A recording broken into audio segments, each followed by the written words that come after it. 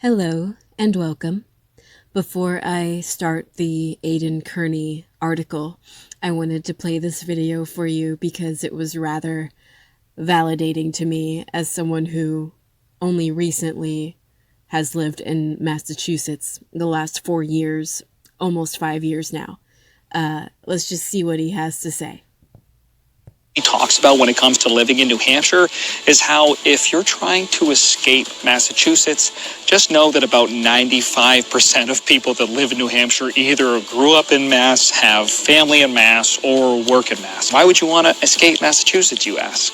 Well, I'm probably going to leave that one alone or maybe for a different video, but suffice it to say that much of southern New Hampshire could essentially be referred to as northern Massachusetts. Now, all I'm going to say is this. Massachusetts drivers are by far the worst drivers you'll ever see, and they're slowly but surely invading the towns of southern New Hampshire. I had to drive through Manchester the other day, and it honestly felt like I was in the NASCAR 500. People were cutting me off, changing 4 lanes at a time. Guys, it was nuts. It was ridiculous. Unfortunately. Yes, okay, yes. Massachusetts drivers are some of the worst drivers you will ever drive next to in your life. If you're anywhere near Massachusetts and you don't know that Massachusetts drivers are some of the worst drivers you will ever meet, you have been warned. Holy crap. I've lived everywhere, guys, and I've driven east and west in the US. I've driven from the East Coast to the West Coast, from the West Coast to the East Coast. Los Angeles, really bad drivers too, but Massachusetts, holy crap. It's like a psychopathic level of road rage and entitlement. Just a really toxic. The highways in Massachusetts are toxic. I will leave the link to the article in the description below if you would like to read it without my commentary. And for those of you who don't know, I am not affiliated with Aidan Kearney. I don't know him personally. I read his articles from time to time on my channel because I find that a lot of them are important to the Karen Read case. Aidan Kearney is on top of it when it comes to recent court filings. He invests a lot of his time in the Karen Read case. So he's a really good source for updates pertaining to the Karen Read case, more so than other news sources, in my opinion. And even though this article is short, it's brief, it's still important because it's relevant to the recent Daubert hearings that took place pertaining to Dr. Marie Russell and the prosecution's attempt to completely exclude her during the retrial. But I just wanted to clarify that I've met Aidan Kearney 3 times, and he's kind. I met him at the Halloween party too, the last one, and he's kind. He's approachable. He'll talk to anybody. He'll take a photo with anybody. I don't have any issues with Aidan Kearney at all. I just don't want anyone to be confused or mistaken. There's a big circle of big content creators in the Karen Read case, and I am not. I am not in that circle, and I'm not trying to be in that circle. I'm doing my own thing on my own YouTube channel, and I'm just another voice in the Karen Read case. I'm just another content creator here. And I find it important to share the content of independent content creators, especially Aidan Kearney, who is crucial to the Free Karen Read movement and Justice for John O'Keefe movement. So just putting that out there. I respect Aidan Kearney. I agree with a lot of what he has to say. Some things I don't agree with. But I'm just here to share his information, and I hope you enjoy it as well. So again, the link will be in the description below for your convenience. This one is titled Canton Cover-Up Part 460. Hank Brennan claims he found Chloe, but isn't producing the dog in discovery. And it was posted 2 weeks ago. And I'll zoom into this document. The article reads, according to the latest discovery filings in the Karen Reed case, the prosecution has found Chloe.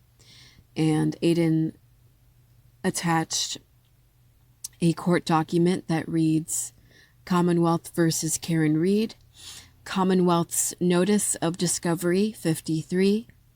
Now comes the Commonwealth in the above captioned matter and indicates that of the date the following discovery and materials have been provided to the defendant through defense counsel. And it reads, number 1, copy of MSP Report 106, 2 pages, dated December 10, 2024. Number 2, copy of TRP Tully Notes in reference to MSP Report number 106, 1 page. Number 3, and Aidan Kearney underlined this one in the article. Number 3, copy of identification documents of, quote, Chloe, end quote, in reference to MSP Report number 105, 4 pages. Number 4, copy of Digital Forensics Analysis Report of Jessica Hyde, 4 pages. And it's respectfully submitted for the Commonwealth, Hank Brennan. And it is dated December 20th, 2024. So a very recent court filing. Aidan included this photograph of the Alberts, Brian Albert in the center with his children, and Chloe at the bottom right-hand corner. And the article continues. Nicole Albert testified that Chloe was, quote, rehomed, end quote, to someone in Vermont. We don't know who. We don't know what town. We don't know the town she testified she met the new owner halfway at. We haven't seen the paperwork. We haven't even seen a picture of Chloe confirming she is alive. We don't have arm tissue samples from John's arm that could be tested for dog DNA. So pulling away from the article, Aidan's completely correct in all those observations.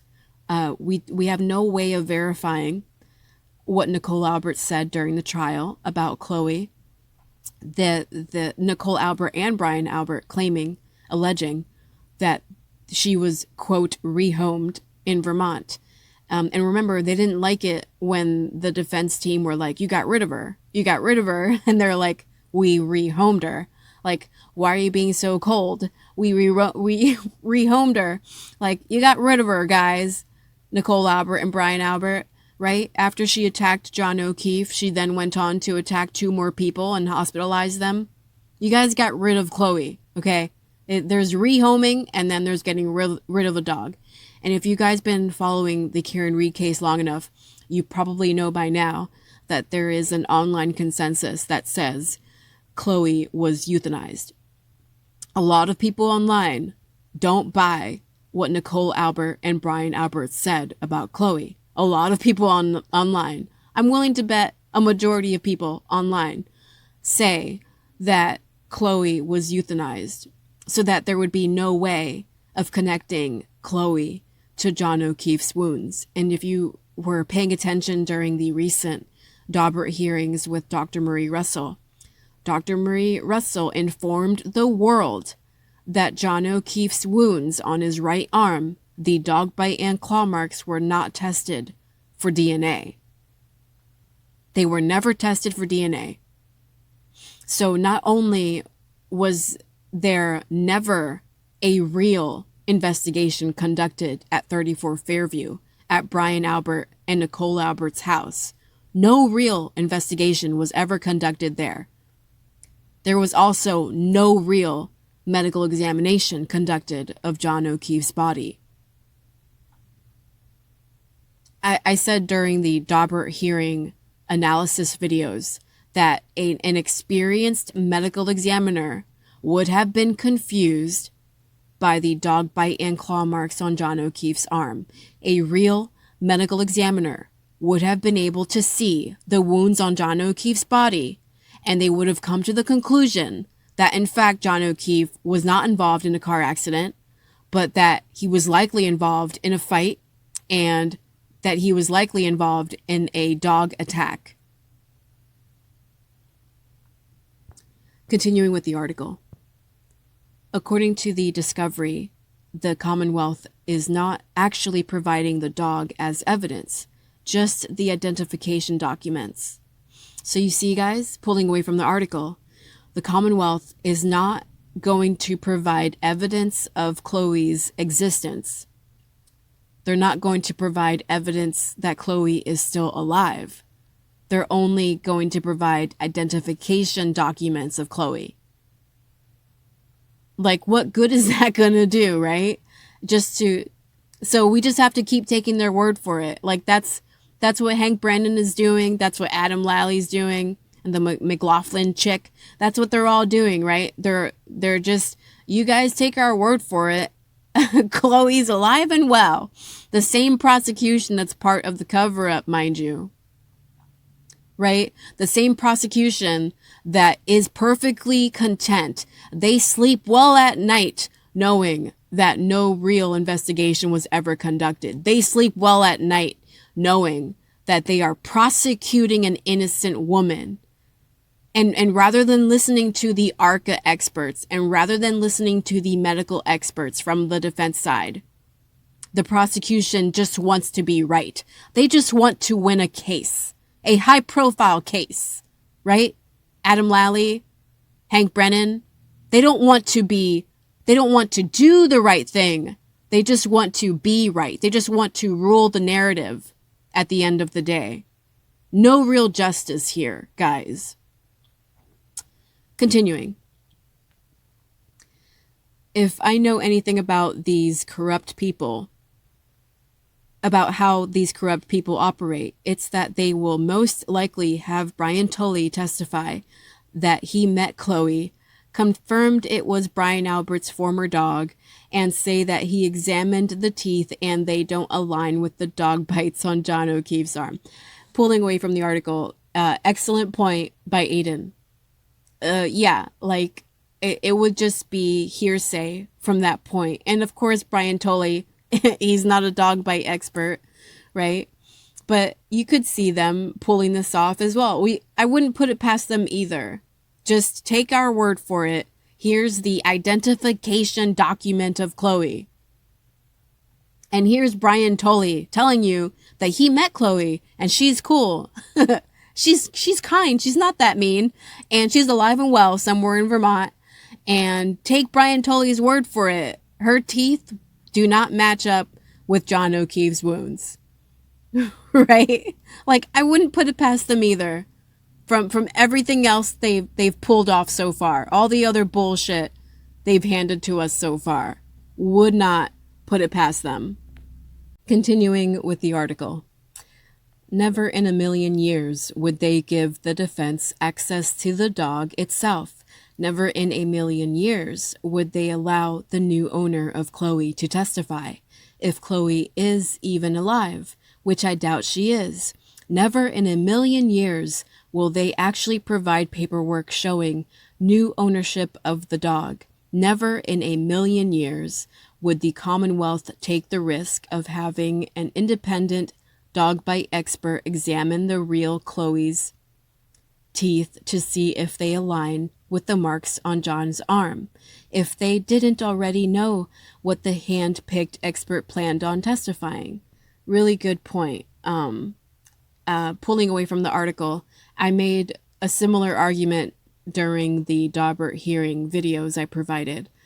I stated that if the Commonwealth, if the prosecution really wanted to get down to the truth, if Hank Brennan truly doesn't feel that Dr. Marie Russell is a dog bite expert, why doesn't the prosecution bring on their own dog bite expert? Because again, everybody knows that John O'Keefe was attacked by a dog, and everybody knows that that dog is Chloe.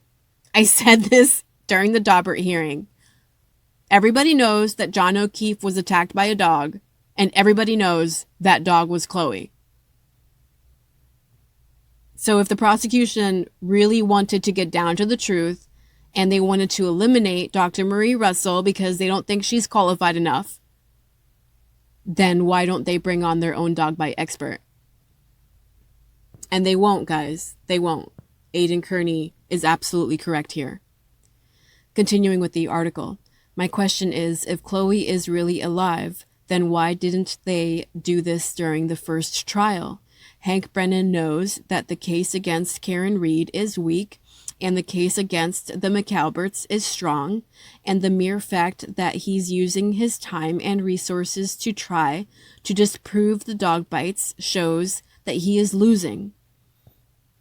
It's a really good point from Aidan. I'm going to keep reading, but really good point. The dog bites would prove that the McAlberts murdered John O'Keefe. A lack of dog bites would not prove that Karen Reed murdered John O'Keefe. It's his job to prove that a smooth tail light caused the marks on John's arm without any bruising to accompany them.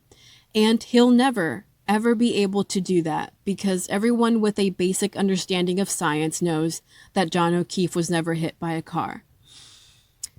1000% correct. And again, anybody paying attention to the trial, you don't even have to have a real understanding or basic understanding of science.